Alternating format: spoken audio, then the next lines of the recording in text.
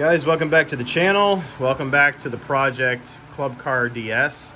And this video, if you clicked on it, I'm going to cut right to the chase. My videos are pretty much no BS style. So this is an A-frame Club Car DS, meaning the frame looks like an A when it goes this way. And the big problem is you're either limited by battery choices. You can put the little 52 volt square in here, or a lot of guys are taking the long battery here. This is the reason for the video, taking the long battery and kind of mounting it this way. And a lot of questions keep coming up on a lot of the pages that I follow, a lot of the YouTube comments. I myself had this question. I answered it. You guys can follow this video to a T and you're going to be happy with the results. So a lot of the problem I see is that they're taking the battery, they're setting it inside of the tray horizontally, and they're allowing it to sit in this area here, which is really just this thin piece of metal, and they're having it sit back here, and that's it. There's no attachment methodology. They're taking a strap and they're going around the A-frame on it and they're calling it good. But quite honestly, if you're doing any sort of power and performance, which is what this is, Navita swap, and God forbid this cart were to flip, then you have potentially catastrophic fire and injury that could happen if this ends up on the ass side of you upside down. So don't worry about it so much shifting around when you're driving. Consider the worst case scenario is if you flip it and does this thing come out? Is there a passenger on the side that it flies out of the passenger compartment, battery compartment onto them? That's the type of stuff. This is not light. So I've come up with a solution. This is the Club Car DS A-frame battery mount. Welded, out of angle iron, extremely strong, custom fit to the cart, custom fit to my battery. But I feel like the community needs this type of video because there's a lot of question marks as to how to go about this. And I try to take all the problems of going about it and put it all into one video. So for the stock, this is what I'm running with. It can be found at Lowe's, it can be found at Home Depot. This video is not sponsored by Lowe's or Home Depot, but this is what I'm using. It's 2-inch angle iron, 1/8-inch thick.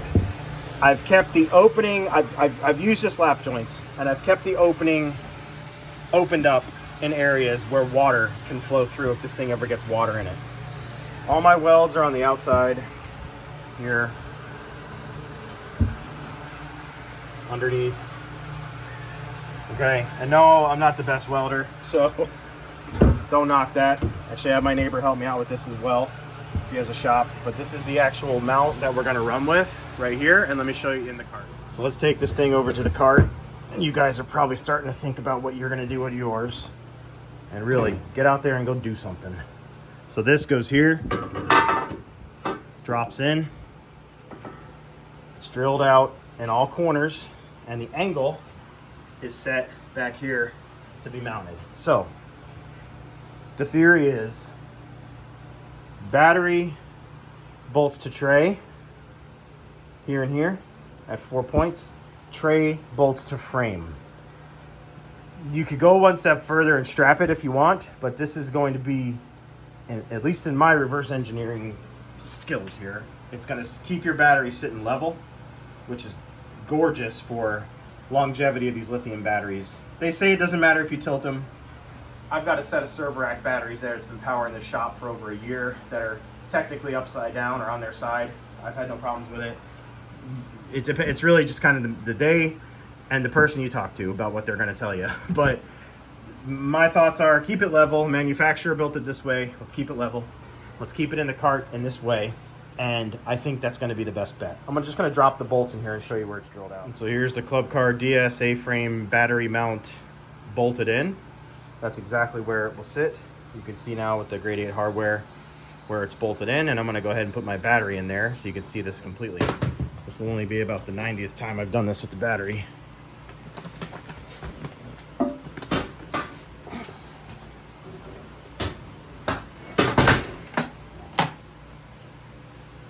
So there it is, in place. Let's show you the bolt holes. All right, let's take some dimensions for you. And yes, you can do all this with one stick of angle iron. 22 1/4 on the long sides, and this is going to be for the Bolt Energy 73 volt battery, but you guys may have a different battery, so measure your tabs at the bottom. Another 22 1/4, so 2 equal 22 1/4 inch pieces. They're set apart at 11 and an 8, nope, 11 1/4. So 11 1/4 apart on the wall ends. So that means that your end pieces are 11 inches. These are a little bit fanned out from the weld, so we cut them at 11 inches. That's the back one. And the front one, 17 1/4. And this allows you to stretch across and hit that front part of the A-frame nicely. Then your little mounting tabs are just cut-offs from the angle iron, and those are at 2.5 inches.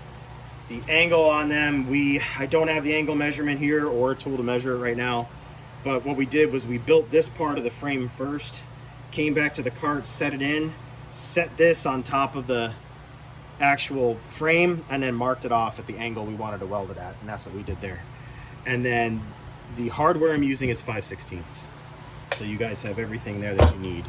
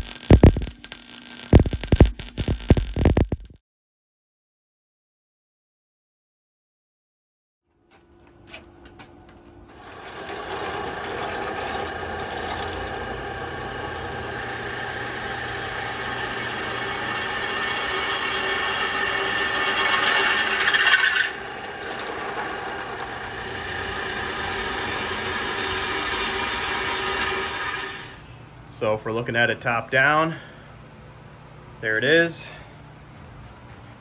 It sits nice and level to the cart, as you can see there. And then look at this, bolt holes line up there and there. Coming on to the back, bolt hole, nice space around it. And I'm gonna show you what I'm gonna do for good measure. So let's pull it. Actually, before I pull it out, let me show you something else. If you guys are doing this, we're doing a Navita swap, and I want to shout out to Golf Carts Modified for sponsoring my video about the Navita swap, which is basically all of these little videos I'm doing. That's the big video coming out that everyone's been wanting me to get done on this cart.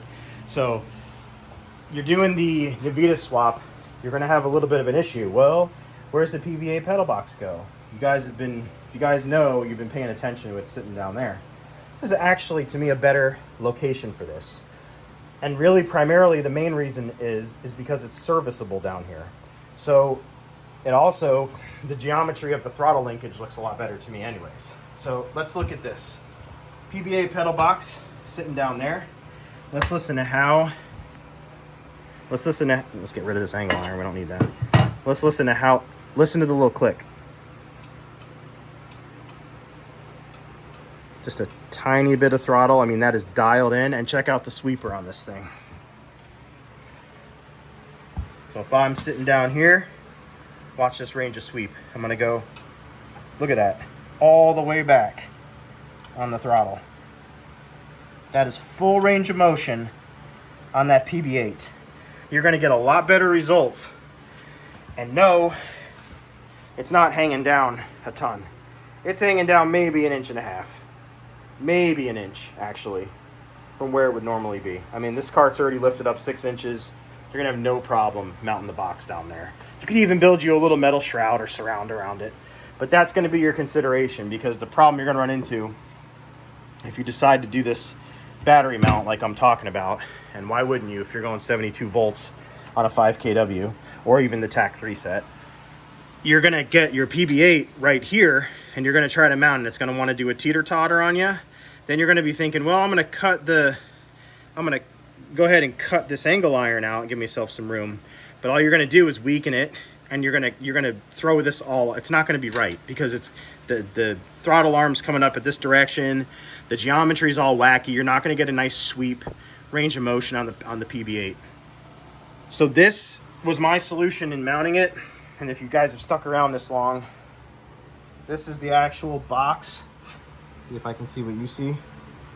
It's the L bracket method using grade 8 hardware and nylon nuts, lock nuts. Always use lock nuts on anything that can vibrate like that down there. And look at that linkage geometry. It's exactly what you want on a swap like this. So PB8 gets relocated down below. Battery gets mounted safely up top. Don't let anybody tell you it won't fit. They're lying to you. They just don't want to put in the work. And if you're doing something like this and you're going to go all out, my opinion, this is just my opinion, 73 volts, you're close to the same price as the other batteries. You get a lot more performance out of this. So let me show you some other stuff here. Let's take the body so you guys can see, because these are all the questions that I had. I'm like, where's the picture of the thing with the body on it? Where's the picture of the mount? Where's the picture of this? There's nobody's doing good stuff that I can find. So I said, all right, fine. I'll just have to make the content that I like to watch. Hopefully somebody will learn something in the process. But there you go. It is in. It fits well. You've got thick fingers width of space back here. You've got space up front. Is it a tight squeeze? Yeah, it's a tight squeeze, but it allows for you now. I have custom plates I've built to put here, mount your controller, mount your accessories, mount your charger. There you go. Let's get a back view. And I'm debating on if I want to go terminals this side, terminals that side. I'm not to the wiring phase of the swap yet, so I don't know. But this, it's like lifting up a hood and bam, you can service everything right here. I like that. If I flip it, then I need longer cables, one, and two, your serviceability up here. I mean, you can get it to fit, but you know, you're not gonna have a fun time having to work on it. So I'm gonna try to keep all my stuff mounted back here. Put the controller up in this area here, short runs, equal runs, back down to the motor, all is well. So let me show you some footage of me and my neighbor building this thing so you guys can just kind of have some of that cool, you know, do some welding, do some cutting kind of stuff. You can see the fabrication of that. And I'm also going to throw in some dimensions too. So let me grab those. I'll probably put this at the beginning of the video. All right, let's take some and here's a pro tip if you guys want my advice. Before you put your battery in, when you're finally going to set this thing down, when you guys are ready to go, okay, I'm mounting the battery, I'm wiring it up now, it's not coming back out. Amazon link, I'll put it down below, affiliate link. You guys can choose to do this or not. This is I found this really good 2-inch rubber. And what I'm gonna do is line the interior of the tray with this 2-inch rubber. And this is going to provide just enough shock isolation on that battery. We know we're gonna be mounted down, but we're gonna have that soft absorption of any harsh vibration that's going on, and also prevent any rattle and sound. The other thing I'm gonna do, since you've stayed this long, these are my plates that I've made, and I'm gonna line the bottom of these trays also with the 1-inch stuff, and then set the trays and bolt them down, because here's why. They're gonna be bolted down. You're going down the road, you're gonna hear all the time from them. Even if they're bolted tight, it's still gonna sneak sound out. So anywhere we're doing metal to metal, we wanna isolate that with some sort of butyl or some sort of rubber. So I hope this video helped you guys out. Again, I started talking too long, but this is how I decided to solve the problem of mounting a big old battery like this, or a 160 amp hour, 150 amp hour, 120 amp hour, any rectangular battery inside of the A-frame DS. And I'm pretty sure this is going to be a solid solution. So if you guys have anything to add to this, comments down below, and I'll get you in the next video. Later.